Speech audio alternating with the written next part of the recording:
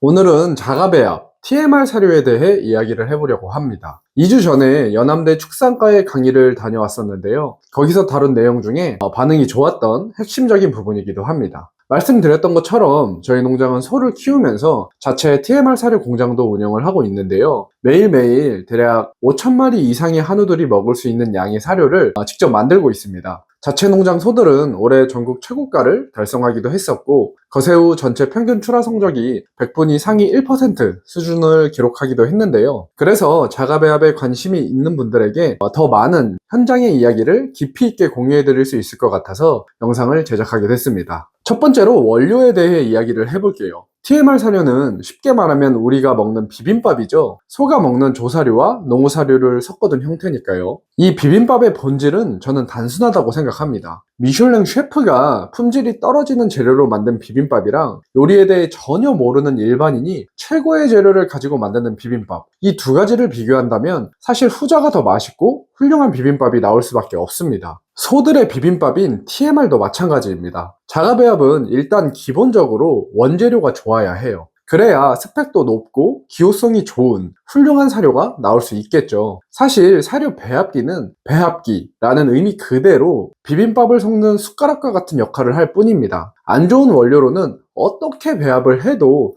좋은 사료를 만들 수가 없어요. 그래서 저희가 만드는 사료에 들어가는 건초의 99%는 프리미엄 등급 이상의 티모시, 알팔파, 연맥을 이용하고 있어요. 얼마 전에는 아는 농장 사장님이 공장에 오셔서 저희가 쓰는 티모시를 보시더니 무슨 우리 집에서 송아지 주는 티모시보다 더 좋은 티모시를 사료에 넣냐고 말씀을 하시더라고요. 그리고 보통 이런 수입 건초 중에 가장 높은 등급의 좋은 풀들은 말들에게 급여를 하는데요. 지금 저희 TMR 사료를 큰 규모의 말농장에서 급여를 하고 있기도 합니다. 간혹 저가에 유통되는 품질이 떨어지는 원료들이나 비를 맞은 원료들을 농장에서 이용하는 경우도 있는데요. 이런 원료들은 저는 굳이 이용하지 않는 것을 추천드리고요. 그리고 배합비를 구성하실 때 어떤 원료가 좋은 원료인지 궁금하실 거예요. 흔히 자가배합을 하면 특별한 원료가 좋은 원료라고 생각을 합니다. 예를 들어서 인삼 뿌리 부산물이라든지 견과류, 생강 이런 부산물이 있다고 해볼게요. 뭔가 다 건강에도 좋고 좋은 효과를 내줄 것처럼 보이죠. 하지만 이런 대중성이 떨어지는 원료들은 일단 수급이 잘 되지가 않습니다. 이런 부산물들을 공급해주는 회사에서 처음에는 당연히 연중 공급이 가능하고 수급은 걱정 말라고 이야기를 할 거예요.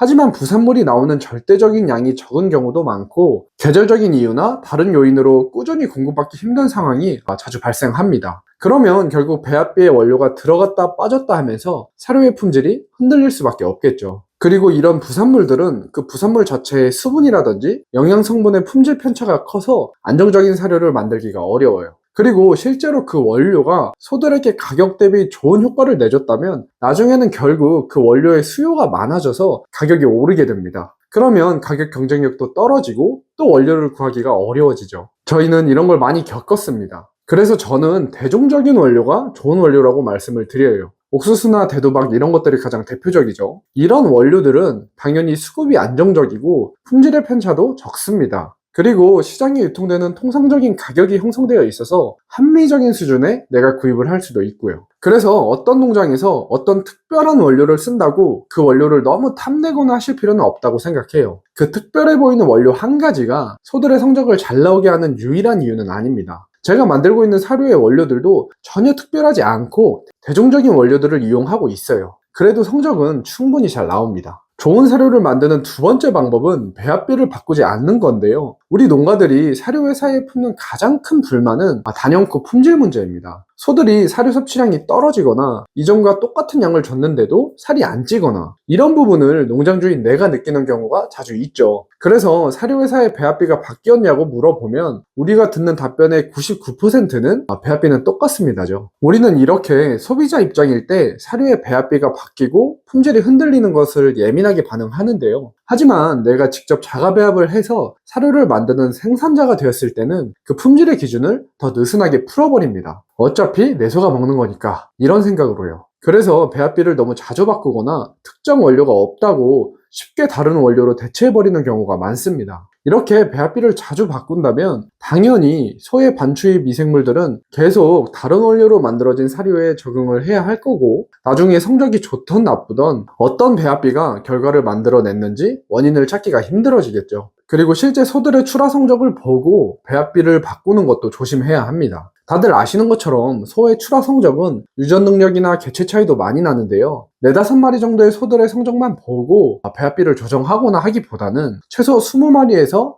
30마리 정도의 출하 성적을 분석해서 조금씩 배합비를 보정해 나가는 것이 좋습니다. 그리고 이전에 배합비를 잘 설계해 놨는데 출하 성적이 마음에 들지 않는다면 우선적으로 해야 할 것은 또 배합비를 바꾸는 게 아니라 급여 프로그램을 조정하는 게 맞습니다. 도체중이나 근내를 올리기 위해 사료의 총 급여량을 올리던지, 등지방 두께를 줄이기 위해 특정 구간의 사료 급여량을 줄이는, 이런 식으로요. 세 번째는 조사료 농어사료 비율입니다. 양질의 조사료의 중요성이 많이 강조되면서 농장에서 조사료의 비중을 많이 가져가는 농장들이 있는데요. 제가 수십 개의 자가배합 농장들의 배합비를 전달받고 모니터링을 해보니까 오히려 조사료 함량이 너무 높아서 문제가 되는 경우가 많이 있었습니다.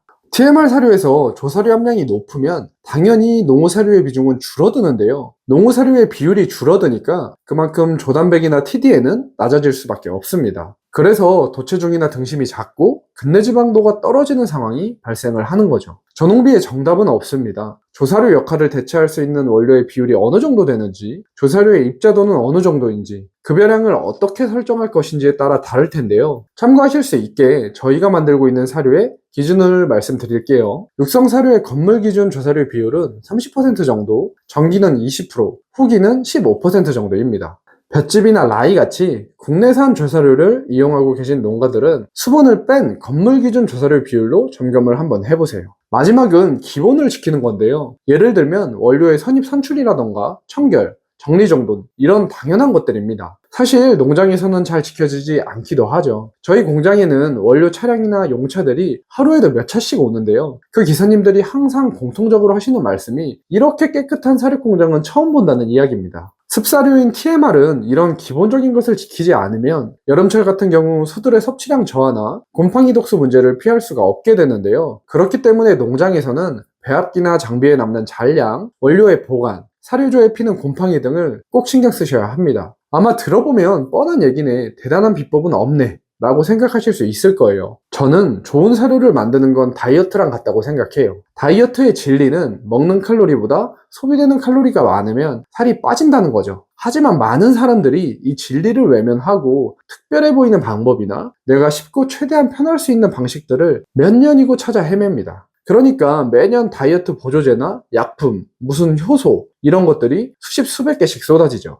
그리고 결국에는 다이어트는 제대로 성공하지 못하고 평생의 숙제가 되어 버립니다. 사료도 마찬가지예요. 좋은 사료는 양질의 원료를 이용해서 높은 스펙의 사료를 만들고 품질이 흔들리지 않게 배합비와 원료를 바꾸지 않으면 좋은 사료를 만들 수 있습니다. 대단한 원료나 특별한 첨가제, 아니면 농가 수준에서 과도할 정도로 깊은 이론적인 배경 지식은 필요 없다고 생각해요. 기본적인 본질만 지키면 됩니다. 강한 자가 살아남는 것이 아니라 살아남는 자가 강한 것이다 라는 말이 있죠. 저희 회사는 이 업계에서 20년 이상 자리를 지켜왔는데요. 그동안 수십 개의 TMR 사료 공장들이 수십억의 정부 자금을 지원받으면서 새롭게 생겼고, 그럼에도 수십 개의 회사가 폐업을 했습니다. TMR 사료 공장들을 보면 같은 TMR이라는 품목을 취급하고 있어도 공장마다 상황이 너무나도 달라요. 어떤 공장들은 농가들이 줄을 서서 사료를 사가고 신규 고객을 받을 수가 없는 수준인데요. 반대로 어떤 공장들은 공장 가동률이 30%도 채 안 되고 아무리 새로운 영업사원을 뽑아도 회사는 자금난에 허덕이고 있죠. 저는 이러한 차이가 이 간단해 보이는 사료의 본질을 오랜 기간 지킨 곳과 지키지 못한 곳의 차이라고 생각해요. 우리 농가들은 흔히 대화를 하면서 좋은 사료라는 말을 자주 하곤 하는데요. 송아지 사료 좋은 것 좀 추천해줘. 자가배합하면서 좋은 사료 만들기 힘들어. 이런 식으로요. 마지막으로 좋은 사료가 뭔지 정의를 하고 넘어가려고 합니다. 그래야지 지금 영상을 보시는 분과 저의 방향성이 맞는지 확인을 하실 수 있을 거예요.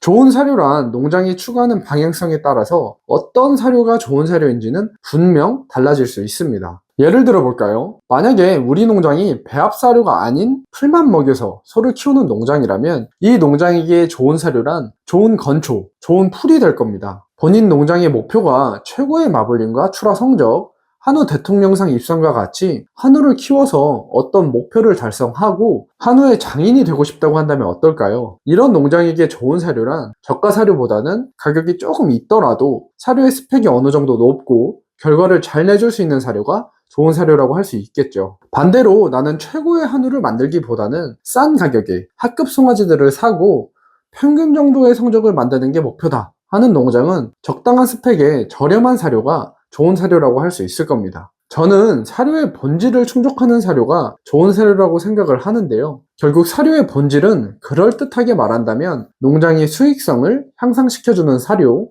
직관적으로 말한다면 농장주의 통장에 돈을 많이 벌어다 주는 사료가 좋은 사료라고 생각해요. 농장주마다 본인이 생각하고 추구하는 방향성은 다르겠죠. 누군가는 동물 복지를 외칠 수도 있고 누군가는 풀만 먹인 건강한 소를 추구할 수도 있습니다. 그런데 저는 이런 것들은 결국 부차적인 거라고 생각해요. 일단 농장에서 수익이 나야, 그러니까 돈이 돼야 내가 원하는 목표를 추구할 수 있으니까요. 이러한 관점으로 보면 티모시는 좋은 사료, 좋은 건초일까요? 티모시는 영양 스펙도 높고 기호성도 좋아서 송아지나 육성기소들에게 많이 급여를 하죠. 이렇게 보면 좋은 사료, 좋은 조사료라고 이야기를 할 수 있을 겁니다. 하지만 이 키로당 600원 정도 하던 티모시 건초가 러시아 우크라이나 전쟁 이후 키로당 거의 1000원 수준까지 올라간 시기가 있었는데요. 이때도 티모시가 좋은 사료냐? 라고 묻는다면 사료의 본질을 수익성이라고 생각하는 저에게는 그렇지 않겠죠. 이렇게 우리 농장에게 좋은 사료란 뭔지 정의를 내리고 나면 우리 농장에 맞는 진짜 좋은 사료를 만드시기는 더 수월해지실 거예요. 저희 회사의 TMR 사료 제조 22년 노하우가 많은 분들에게 도움이 되었으면 좋겠고요. 그리고 제 유튜브 채널을 생각보다 많은 사료회사 직원분들과 다른 TMR 사료 공장에서도 봐주시고 계시더라고요. 이런 업계 종사자분들에게도 많은 도움이 되었으면 좋겠습니다. 다음에는 더 좋은 영상으로 찾아뵙겠습니다. 긴 영상 봐주셔서 감사합니다.